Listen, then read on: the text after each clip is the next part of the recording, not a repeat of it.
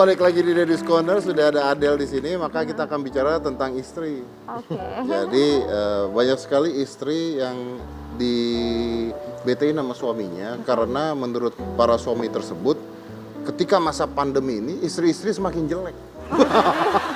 Serius loh? Bener. Masa sih? Bener. Kok bini gue makin cantik? Wih, karena Anda depan istri. Anda tadi bilang suami takut istri, bukan. Tapi Anda memuji yang luar biasa.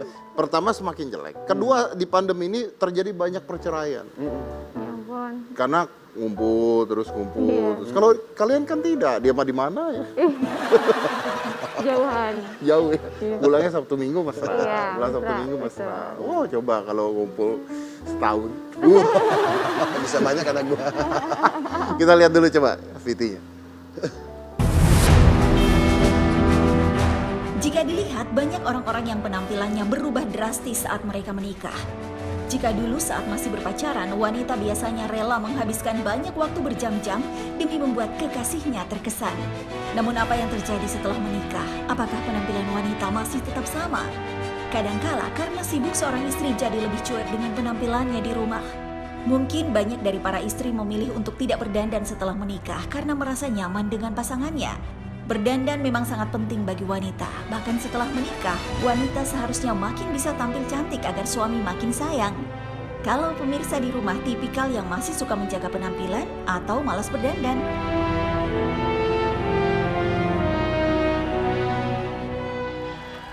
Setuju?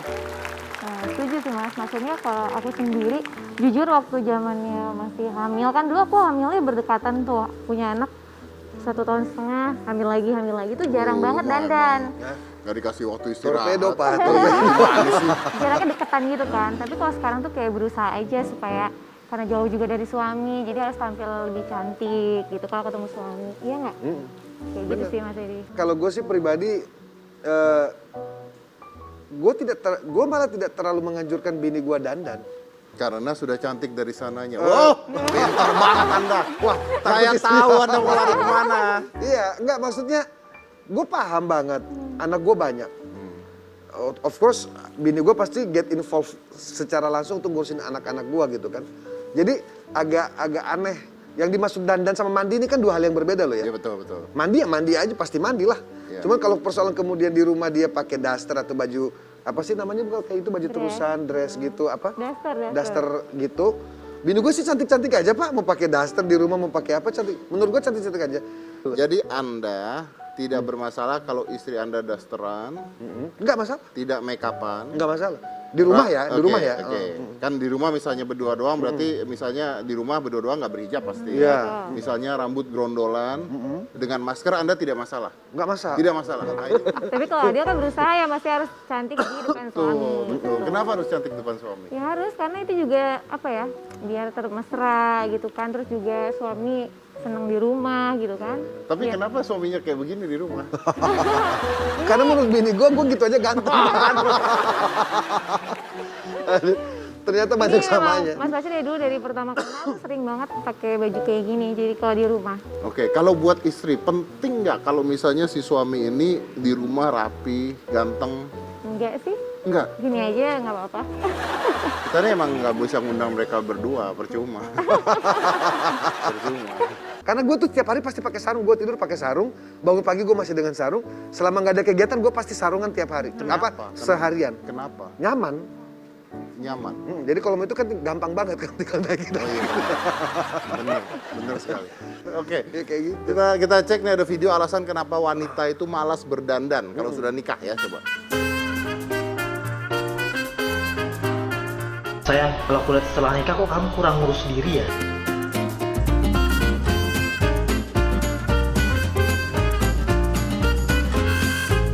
Oke.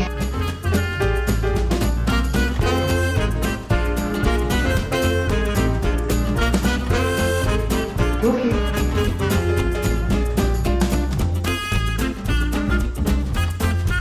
Oke.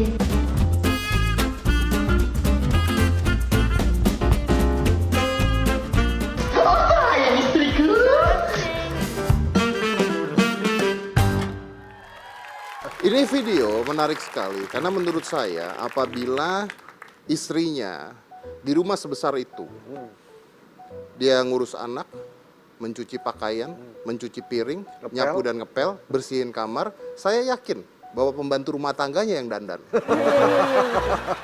Oke, tapi Pasya, coba kita lihat foto-foto Pasya yang Iya. glow up dari masa ke masa. Iya, waduh. Wih, Wow. sadis. Nah lo, ngerasain Bray. Pasya dulu.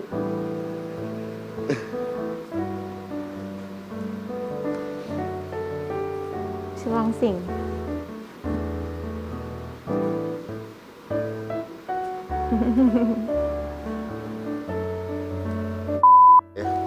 Ya, Is that your dreams, bro? ya bisa dibilang begitu. Bisa dibilang kayak gitu. Om Ded, gue ini lahir di Donggala ya. Donggala itu kampung apa ya, bisa kita sebut ibu dari provinsi saya Sulawesi Tengah. Gue lahir bukan di dokter, Pak. Lahir di apa namanya? Bidan. Kayak bidan lah, Ya, atau dukun- kalau kita bilang dukun Sunda beranak. maberang lah, kayak Ya. gitu, kayak dukun beranak lah. Pada saat itu ya. Gak pernah kebayang di pikiran gue tuh dulu, jangan bicara mau jadi artis, mau jadi wali kota. Mau ke Jakarta aja tuh dulu kan sulit, Om Ded. Iya, benar. Bokap gue, nyokap gue tuh biasa-biasa aja. Walaupun kakek gue katanya raja apalah tanah dan lain sebagainya. Tapi ya udah, faktanya adalah bokap nyokap gue tuh biasa-biasa aja, nggak yang orang kaya gimana. Jadi ke Jakarta gue harus bermohon banget waktu itu untuk kuliah. Alhamdulillah dikabulin, itu pun sudah prosesnya udah panjang lah. Gue naik kapal laut, bukan pesawat, naik kapal laut waktu itu tahun 97.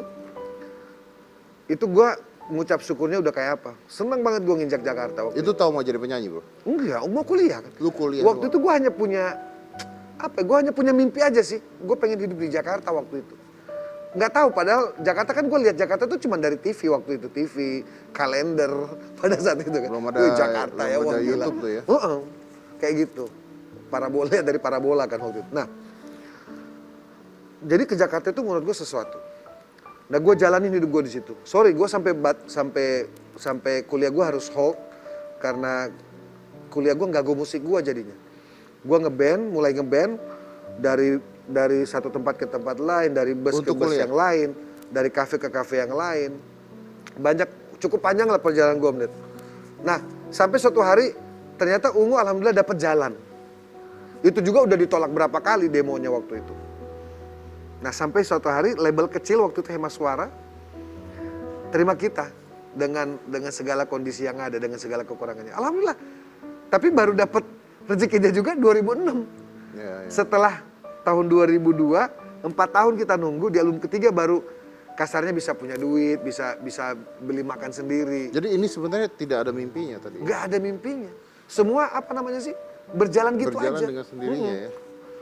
So you're blessed. Ya alhamdulillah. Ya. Menurut gue sih, gue sangat bersyukur karena gue ngerasa Tuhan itu banyak memberikan kemudahan dalam hidup gue, terlepas ya dengan ujian-ujian juga yang sangat berat gitu. Iya, Tapi pasti. at the end itu alhamdulillah menurut gue. Tapi kan when someone achieve this, Iya, iya. pasti Iya. ujiannya juga berat. Betul, banget. Nggak betul. mungkin seseorang di posisi Betul. lu Iya, atau bener. gua atau Iya. siapa dengan tidak ada ujian Iya. lancar-lancar aja tuh. Wah, Betul. deg-degannya juga sering, ya kan, stresnya sering. Justru itu kunci sukses kali ya. Alhamdulillah. Please continue your story after this. Amin, amin, Saya insya potong Allah. dulu, kita Insya break dulu.